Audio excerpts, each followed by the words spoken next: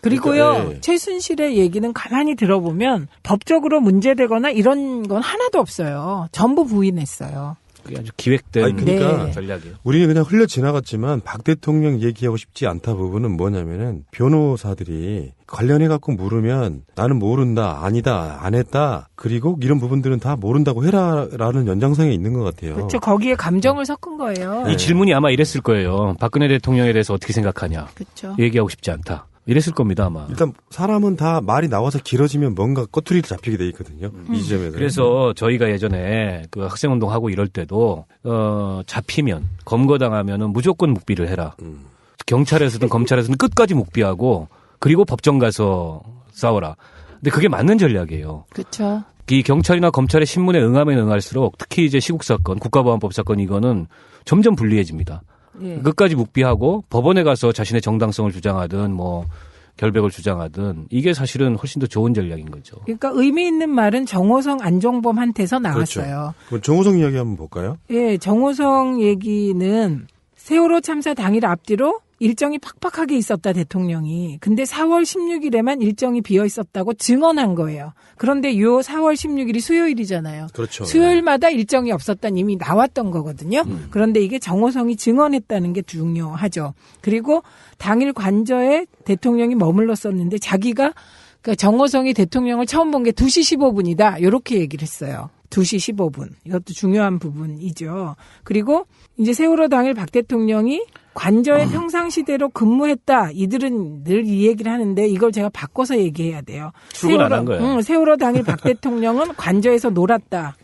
그렇죠. 예, 그래서 전화 서면은 본 거 봤는지 안 봤는지 모르겠고 전화로 보고하면 그냥 응응했다. 뭐 이 정도 얘기인 것 같고요. 미용사 얘기는 다 나온 바 있고 더 중요한 게 있었죠. 대통령이 누구하고 있었냐 이렇게 물어봤어요. 사생활이라 말할 수 예, 없다. 그 사생활이라 말할 수 없다가 다시 의문을 증폭시키고 있는 거예요, 지금. 그 관련해서 어제 JTBC가 단독 보도를 했는데 4월 14일이 그 수석비서관 회의가 있었고요. 15일이 국무회의가 있었고 그리고 수요일 날은 그래서 오전에 보통 일정을 안 잡는다고 합니다. 월요일, 화요일이 청와대가 가장 일정이 많은 날이기 때문에. 근데 4월 15일 날 국무회의 석상에서 찍은 사진하고 4월 17일 날 진도를 방문해요. 찍은 사진을 대조를 해봤는데 주사바늘 자국이 있습니다. 4월 17일 사진에. 그걸 가지고 성형외과 전문의들한테 다 돌려서 의견을 구해봤는데 리프팅 시술을 한 흔적이다. 라는 게 거의 이 일치된 견해였어요. 그리고 나서 그 이후로도 몇 번. 똑같은 식의 그런 뭐 멍든 자국, 그 다음에 이 리프팅의 부작용으로 이게 뭐 실 튀어나온 자국, 이런 것들이 군데군데서 발견돼요. 그러면 4월 15일 날 국무회의 이후부터 길게 잡아도 4월 17일 날 진도 방문 이전까지 모종의 이 피부 관련된 미용 관련된 시술이 이루어졌다는 거고 4월 16일 날 정호성의 말을 여기다 대입시켜 보면 사생활이라서 말할 수 없다. 이걸 대입시켜 보면은 4월 16일 날 그때 그 시간에 실제 미용 시술이 이루어졌을 가능성이 굉장히 높고 아마도 뭐 김영재겠죠. 그리고 했다면. 이미 유영아 변호사. 요새 왜 그분은 그렇게 가만히 있죠? 요새 왜 이렇게 사라졌지? 유영아 시야에서? 유영아는 탄핵 심판의 대리인이 아니고 네. 특검 수사 대리인이기 때문에 숨어있군요. 아직은 지금 맹활약의 시기가 안 됐어요. 검찰 수사 시작할 때 그때 예. 이제 맹활약. 근데 유영아가 얘기했어요. 다 얘기하고 여자로서의 사생활을 존중해 달라고. 그리고 그 사생활을 또 입에 올린 사람이 있었어요. 그게 김기춘이에요. 예, 사생활에 대해서 나는 모른다. 그래서 사생활. 예, 이게 연결되고 있는 거고요. 예. 이와 관련해서는 이미 제보들이 막 들어와 있죠. 그런데 특검이 이제 어제 그 보도가 났잖아요. 사람들이 가려운 것을 긁어주는 것처럼 김영재 병원, 서울대 병원, 소위 의료 관련된 압색 들어갔어요. 그러니까 이번 특검은 정말 그동안의 검찰하고 달라요. 가려운 것을 팍팍 긁으면서 수사를 해요. 압색도 하고. 다 모니터링 하는 느낌. 네. 다 아는 느낌? 저기에도 혹시 예. 있을까요? X가? 아니 이제 기존의 검찰은 기득권자들의 입장에 서서 일종의 정치를 했다면 지금 특검은 국민의 입장에 서서 예. 정치를 하는 거죠. 그리고요. 예. 노승일과 관련하여 저는 이건 정말 여러 번 짚어야 돼요.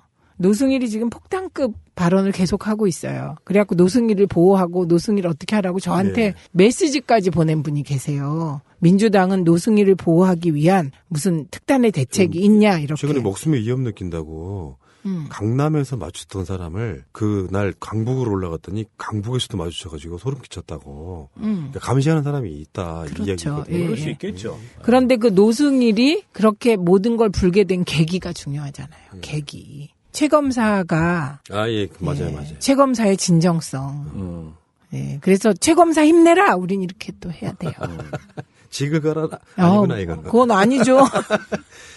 노무현 대통령이요. 직을 걸었던 거죠, 그 양반은. 그쵸, 이미. 무슨 만찬 같은 거를 하실 때 노 대통령이 포도주로 건배를 하면은 본인은 그 포도 주스를 마셨다고 해요. 근데 그 이유가 뭐냐고 물었더니 대통령은 사실 출퇴근 개념이 없다. 우리나라에서 유일하게 24시간 나라를 책임져야 되는 사람이라 술을 그렇게 마실 수가 없다. 그래서 포도주로 위장된 포도 주스를 마셨다 할 정도인데 근무 시간에 그것도 집구석에서 사무실도 출근 안 하고 뭐를 했는지는 모르지만 사생활이라고 말하는 것 자체가 그 하나만으로도 저는 탄핵 사유라고 봐요. 그게 아니, 그러니까 계속 그게 반복되어 온 일이라면 예, 지금 이제 그 정호성의 발언에서 우리가 탄핵 사유를 확실히 발견하는 거예요. 보통 공무원은 늦어도 9시에 출근해요.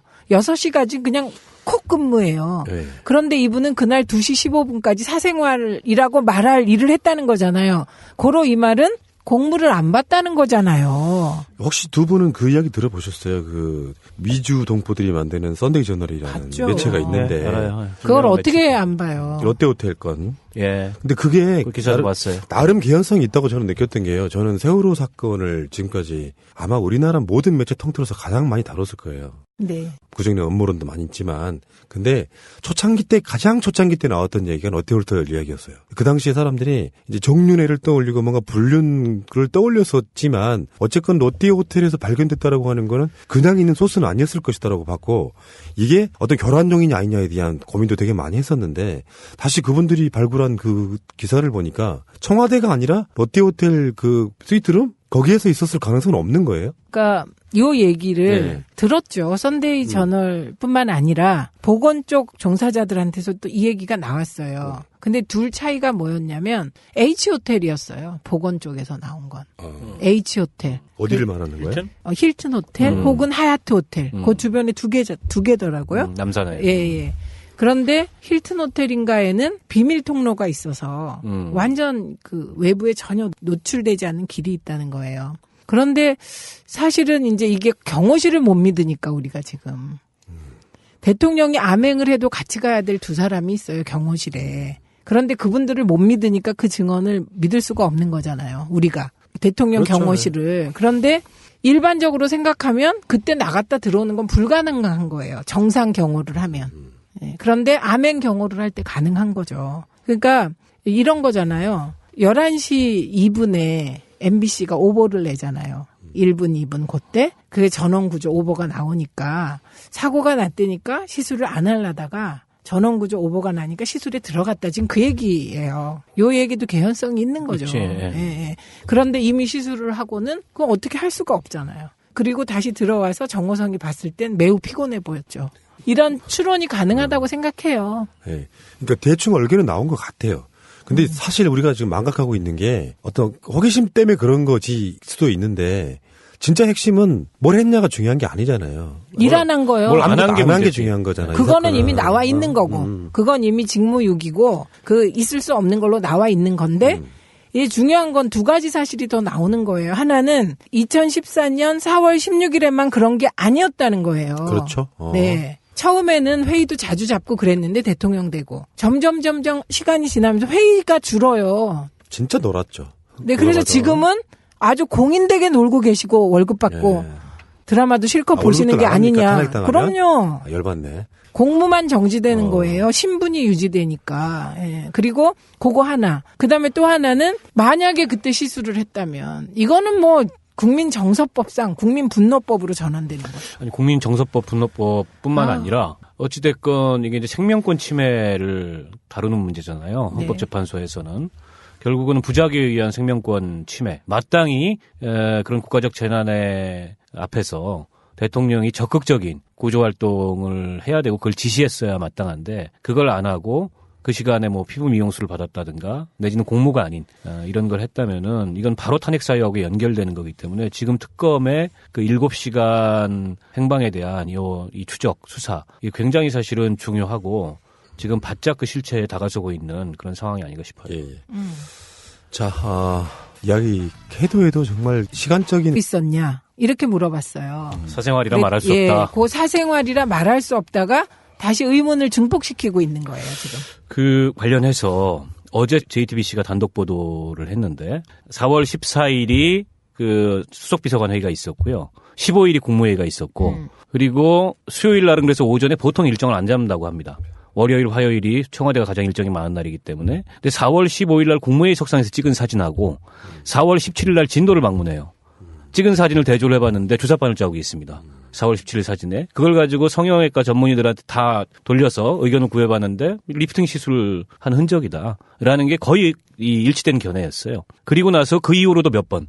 똑같은 식의 그런 뭐 멍든 자국, 그 다음에 이 리프팅의 부작용으로 이게 뭐 실 튀어나온 자국, 이런 것들이 군데군데서 발견돼요. 그러면 4월 15일 날 국무회의 이후부터 길게 잡아도 4월 17일 날 진도 방문 이전까지 모종의 이 피부 관련된 미용 관련된 시술이 이루어졌다는 거고 4월 16일 날 정호성의 말을 여기다 대입시켜 보면 사생활이라서 말할 수 없다. 이걸 대입시켜 보면은 4월 16일 날 그때 그 시간에 실제 미용 시술이 이루어졌을 가능성이 굉장히 높고 아마도 뭐 김영재겠죠. 그리고 했다면. 이미 유영아 변호사 요새 왜 그분은 그렇게 가만히 있죠? 요새 왜 이렇게 사라졌지 유영아 시야에서? 유영아는 탄핵 심판의 대리인이 아니고 네. 특검 수사 대리인이기 때문에 그리고요 그러니까, 예. 최순실의 얘기는 가만히 들어보면 법적으로 문제되거나 이런 건 하나도 없어요. 전부 부인했어요. 그게 아주 기획된 아니, 그러니까 전략이에요. 우리는 그냥 흘려 지나갔지만 박 대통령 얘기하고 싶지 않다 부분은 뭐냐면은 변호사들이 관련해갖고 물으면 나는 모른다, 아니다, 안 했다, 그리고 이런 부분들은 다 모른다고 해라라는 연장선에 있는 것 같아요. 그렇죠. 거기에 감정을 섞은 거예요. 이 질문이 아마 이랬을 거예요. 박근혜 대통령에 대해서 어떻게 생각하냐. 그렇죠. 얘기하고 싶지 않다. 이랬을 겁니다 아마. 일단 사람은 다 말이 나와서 길어지면 뭔가 꼬투리를 잡히게 돼 있거든요. 이 지점에서. 그래서 저희가 예전에 그 학생운동하고 이럴 때도 잡히면 검거당하면은 무조건 묵비를 해라.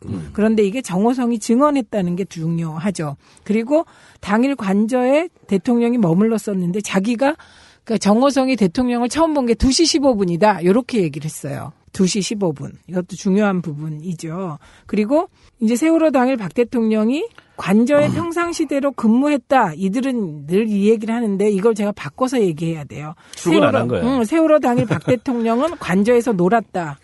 그렇죠. 예, 그래서 전화 서면은 본 거 봤는지 안 봤는지 모르겠고 전화로 보고하면 그냥 응응했다. 뭐 이 정도 얘기인 것 같고요. 미용사 얘기는 다 나온 바 있고 더 중요한 게 있었죠. 대통령이 누구하고 경찰에서든 검찰에서든 끝까지 묵비하고 그리고 법정 가서 싸워라.